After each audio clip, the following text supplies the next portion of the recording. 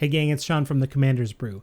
If you already checked out our deck tech on Tanazir Quandrix, that's perfect because we're about to do the Lost Cards, the show where we take different angles or different ways to brew a deck we didn't fit in on our normal deck tech. This is Tanazir Quandrix, the Lost Cards.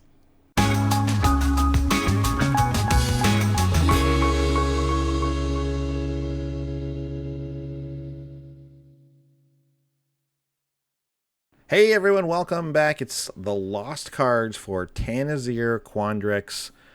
Sean, this was a very fun deck. We had like small, unblockable little creatures or little bogles or little hexproof guys, just getting beefed up with counters and Tanazir Quandrix's really cool ability.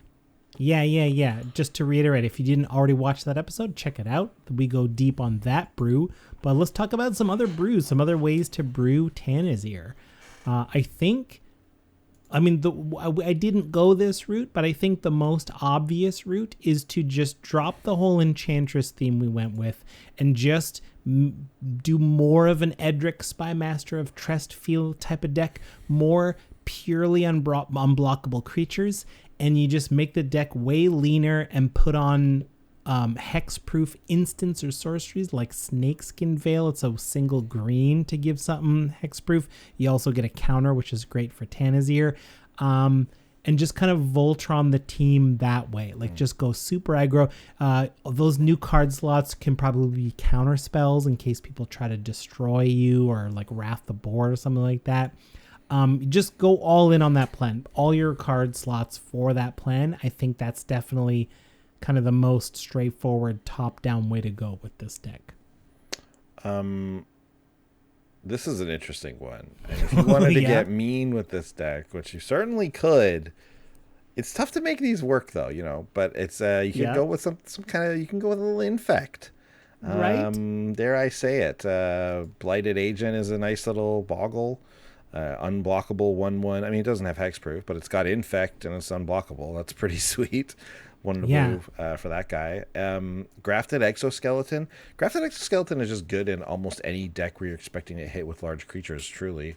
It's an equipment that gives +2/+2 in infect, and then if it becomes unattached, you have to sacrifice a creature. But like just sliding on this equipment, which is 4 and then only 2 to equip, like that could be your turn. Slide that onto your big commander, hit for 10, and then they're just gone.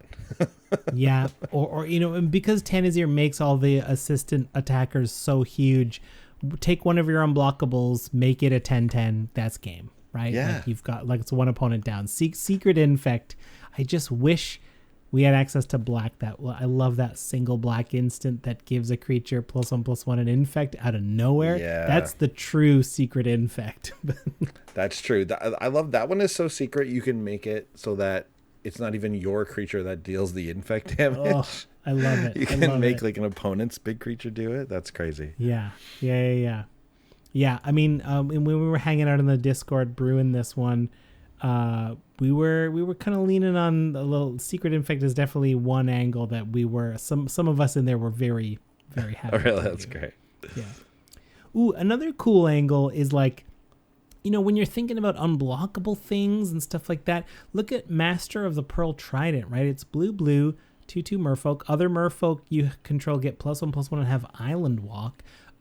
There's so many different types of sea creatures that make each other unblockable. You could do like a Tanazir merfolk tribal kind of thing. Oh, that's interesting. Because so many merfolk are unblockable. Maybe you want to throw a Spreading Seas down on an opposing land. Very interesting. So now all your Island Walk works, and then you got cards like River Sneak, so it already can't be blocked, but every time a merfolk comes in, you put a +1/+1 counter on it, and so it naturally gets huge. Tanazir comes in, doubles the River Sneak, which is already unblockable, and you're swinging for 10, 15 that way. Like it's all different kinds of merfolk, but I said sea creatures because there's also Serpent of Yawning Depths. It's a 4 blue enchantment creature serpent, and it's a 6/6 Krakens, leviathans, octopuses, and serpents you control can't be blocked except by krakens, leviathans, octopuses, and serpents. And so we got merfolk, we got other sea creatures, throw in a Maskwood Nexus so all your creatures are all types, and now everything is like, everything is unblockable except by krakens, and they're all merfolk, and yeah. I love that like any deck can have the angle where you're like, and put in Maskwood Nexus and it all goes nuts. Yeah, right? It's true. Just wild. It's true. I was while you were like reading the cards in the main episode, I thought right away about Hydras. Speaking of like a tribal synergy, that would be so cool. Like, because Tanazir would just double the Hydras. Basically, like adding its. Not only would it be doubling the Hydras, it's adding its power toughness. Most Hydras are 0/0s that you cast, with X spells, or they're like, they'll be something like you pay 5 and then it comes in with 4 counters on it, but it's a 0/0, right? So like, and then that got me thinking about the old Nethroi Zeros to Heroes deck that we brewed up a few now episodes ago, but back when Nethroi was floating around. There's something there where like we just focus on these 0 power creatures that there's so many of them in green, and I like because blue is not involved in that deck. I don't know how many we could find in blue, but you mentioning like the merfolk really brings it up. Anyways, finding something where you're using a lot of these like 0 powered creatures and being able to take advantage of like that they have 0 power on their card. Maybe we can find something to do with that. Like that'd be cool. That's the ultimate power boost by Tanazir, right? Yeah. Like if they start as 1/1, then and you make them 4/4s, you're only getting 3. But if they started as 0/0s, you're getting the max 4 out of them. Like it's just a way to squeeze every drop of extra power out of Tanazir. There's a lot of spirit cards older ones specifically, that are green and they have 0/0, and then they get counters on them, and then when you hit them, like if they take any damage, you prevent the damage and just remove a counter. And there's like Phantom Nantuko is one of them. There's like I think Phantom Centaur might be one of them too.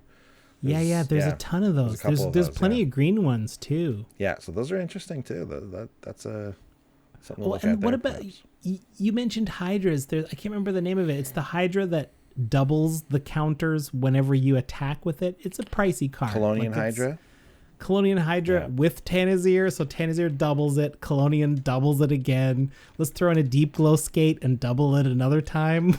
Oh wow, yeah, Deep Glow Skate. That's a yeah, and like let's not forget that like there is a little bit of an angle here where we could look at ETB, right, blinking in ETB stuff, because that Tanazir trigger is an ETB, right? So yeah, doubling counters by blinking Tanazir Quandrix is that's a real way to win right there. Yeah, you could definitely focus on that and just use him as your own Deep Glow Skate kind of that's in your command zone, which is pretty powerful. Yeah, I mean, like the trickiest part of brewing these decks is kind of like how many slots can you afford to just get those first counters, right? Yeah, that's why I loved cards like Renata, like just like easy ways to get the ball rolling. Like because I didn't want to, like I don't like the idea personally of spending like 7 mana to put 6 counters on something. It's like, oh sure, that's awesome, but like that's your whole turn right there. I want to be growing kind of like incrementally. Like evolve creatures are pretty cool too. Yeah, good call. Yeah, that definitely works with that Simic kind of mutant evolve style that we've seen from like some of the Ravnica blocks and stuff like that. Oh goodness, could we mutate? No, I guess not. What, looking for real mutants. Really, like, what if we mutated something onto Tanazir and made it not legendary, and then started cloning Tanazir? Like, certainly could do that. To like double, and then swing. That's that Brutaclad Bowl deck that I made with Planeswalkers, except that much easier because we're just doing it with creatures. It's way easier. Yeah, it's kind of like the Volrath deck we put together. That's something. That's the inspiration. Yeah, that would that's be what made me think of it. Yeah, that deck is tough. That deck, I've played it a few times recently, and like you really need a couple of things to line up for that one. It's it can be frustrating at times, but when it comes together, it's really good. You just gotta smooth out those draws. Deck I like. Yeah, I feel like this one does that. I feel like this, and then any of these other versions, or you're just gonna you've got your commander. Like it's kind of like Tanazir is such an engine in and of itself, right? Like aside from getting that first +1/+1 counter, if you can guarantee that your creatures come into play with +1/+1 counters on them, just by nature of being what they are, like we're saying, like Phantom Nantuko, stuff like that, you're gonna have a good time, I think. Well, and I think Enchantress kind of wants to lean together. You need more enchantments. Like, obviously tribal decks have to be all kind of the same, but you could probably put a dash of everything together here. And so like, it's like, well, they got a little bit of Infect. I got a little bit of Enchantress. I got like a little bit of Mutate going on, like a couple of Hydras. Like, you could really have a lot of fun and just have this deck wear a few hats at once. Listen, I don't mean to jump the gun, because we're going to record another episode in a bit, and I'm going to mention this for that one too, heads up. But what about modular creatures for Tanazir, right? They have to be artifact creatures, right? Yeah, so Arcbound Ravager, for example. This is the real like poster child. That's the famous one. Right? It's the 2 mana. He comes in with a +1/+1 counter on him. But when modular creatures die, you put all their +1/+1 counters on target artifact creatures. So if you just load it up with a bunch of modular Arcbound creatures or whatever, like Tanazir loves that too, because these guys are also 0/0s. Yep.